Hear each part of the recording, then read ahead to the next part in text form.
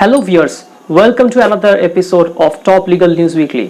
বন্ধুরা, ভিউয়ার্সরা, top legal news উইকলির আরেকটি নতুন এপিসোডে আপনাদের সকলকেই স্বাগত। যারা আমার এই চ্যানেল প্রথম দেখছেন তাদেরকে জানিয়ে দিই, আমি হচ্ছি আবু হেনা আর আপনারা দেখছেন আমার ইউটিউব চ্যানেল অ্যাডভোকেটাস অর্ডিনারিয়াস। যদি এখনো সাবস্ক্রাইব করে না থাকেন, এক্ষুনি গিয়ে লাল বাটনটা ক্লিক করে সাবস্ক্রাইব করে নিন আর বেল নোটিফিকেশনটা অবশ্যই অন করে নেবেন। তো চলুন শুরু করা যাক আজকে top legal news weekly.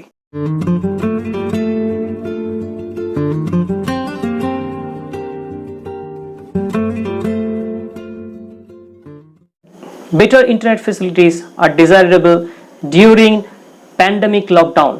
However, cross-border terrorism activities cannot be ignored. The Supreme Court observed this while disposing of 3 writ petitions seeking restoration of 4G network in Jammu and Kashmir.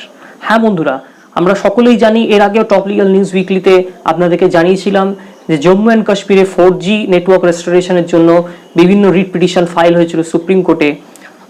Supreme court সেইগুলো dispose করে দিয়েছে বর্তমানে, এবং সেখানে dispose করার সময় একটা observation দিয়েছে, বলেছে যে 4G ইন্টারনেট যেটা ফ্যাসিলিটি সেটা অবশ্যই দরকার, কিন্তু জম্মু অ্যান্ড কাশ্মীরে যে টেরোরিজম অ্যাক্টিভিটি যেগুলো চলে সেই কনসার্নটাকে ঝেড়ে ফেলে দেওয়া যায় না, এবং সেই কারণে supreme court 4G network permission কিন্তু জম্মু অ্যান্ড কাশ্মীরে দেয়নি।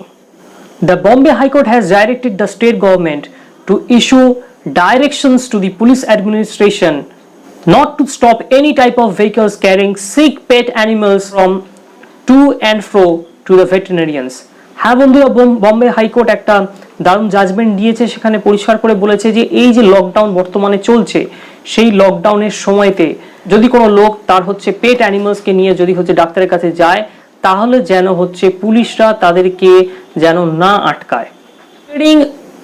While declaring a candidate with bipolar disorder fit for judicial service, the Delhi High Court has observed that mental illness cannot be a ground for discrimination in matters of employment. হ্যাঁ বন্ধুরা, Delhi high court একটা দারুণ judgement দিয়েছে, সেখানে একজন bipolar illness যার একজন ক্যান্ডিডেটের ছিল, যিনি কিনা জুডিশিয়াল সার্ভিস দিয়েছিলেন। তো দিল্লি হাইকোর্ট তাকে জুডিশিয়াল সার্ভিসে নেওয়ার জন্য ডাইরেকশন দিয়েছে, এবং তার সঙ্গে এটাও বলেছে যে মেন্টাল ইলনেস, মস্তিষ্কের যদি কোনো অসুস্থতা থাকে, সেই কারণে কোনো রকম এমপ্লয়মেন্ট কাজের জায়গায় ডিসক্রিমিনেশন ভেদাভেদ করা যাবে না। WhatsApp Incorporated has submitted an undertaking in the Supreme Court that they will not start payment business in India without complying the RBI norms for payments. হ্যাঁ বন্ধুরা, WhatsApp Incorporated তারা বিভিন্ন জায়গা বিভিন্ন দেশে তাদেরও পেমেন্ট অপারেশন পেমেন্ট বিজনেস আছে, কিন্তু তারা সুপ্রিম কোর্টে এই মুহূর্তে একটা আন্ডারটেকিং দিয়েছে যে আরবিআই এর যে পেমেন্ট নর্মসের যে কমপ্লায়েন্সগুলো আছে, সেই কমপ্লায়েন্সগুলো না করে তারা কখনোই এখানে পেমেন্ট বিজনেস চালু করবে না। The Madhya Pradesh High Court has observed the declaration of an accused as an absconder does not preclude him from filing anticipatory bail. হ্যাঁ বন্ধুরা, যদি কোনো অ্যাকিউজডকে অ্যাবসকন্ডার হিসেবে যদি ডিক্লারেশন করা হয়, তাহলেও তার অ্যান্টিসিপেটরি বিল সে ফাইল করতে। The Supreme Court has observed that a court can allow a party for producing secondary evidence if he established a factual founding of producing the same.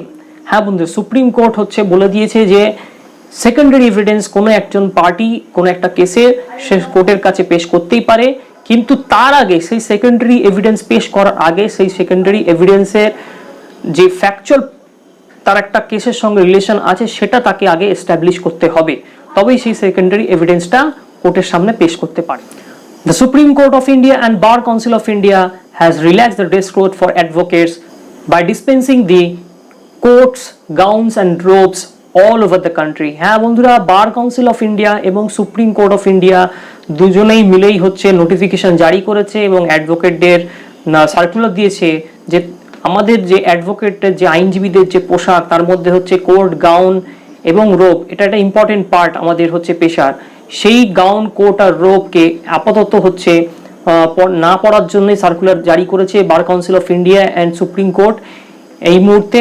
Corona virus যাতে না ছড়ায় অ্যাডভোকেটদের, আইনজীবীদের মধ্যে, সেই কারণেই হচ্ছে এই পদক্ষেপ। The supreme court passed an interim order stating that no coercive action shall be taken against employers for not complying with the direction of Ministry of Home Affairs for full payment of wages to employees during the lockdown.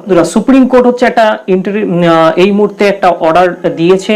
In fact ministry of home affairs তারা হচ্ছে একটা direction দিয়েছিল যে যারা employer তারা যদি হচ্ছে নিজেদের এমপ্লয়ি যারা তাদের আন্ডারে কাজ করছে তাদের যদি ওয়েজেসগুলো মানে শ্রমজীবীদের যে শ্রমের যে টাকা সেই টাকাটা যদি না দেয় তাহলে তাদের এগেনস্টে স্ট্রিক্ট অ্যাকশন নেওয়া হবে। কিন্তু বর্তমানে সুপ্রিম কোর্ট সেটাকে ইন্ট্রিম অর্ডার দিয়ে একটা স্টে করেছে এবং বলেছে যে কোনো রকম স্ট্রিক্ট অ্যাকশন এই মুহূর্তে এমপ্লয়ার্সদের বিরুদ্ধে নেওয়া হবে না যদি তারা কোনো রকম ভাবে তাদের কাছে যারা কাজ করেন তাদের টাকাটা যদি না দিতে পারে, তাদের শ্রমের টাকাটা যদি না দিতে পারে। তো supreme court has stayed the Gujarat High Court order of nullifying the 2017 election of BJP leader Bhupendra Singh Chudasama to the Gujarat Legislative Assembly.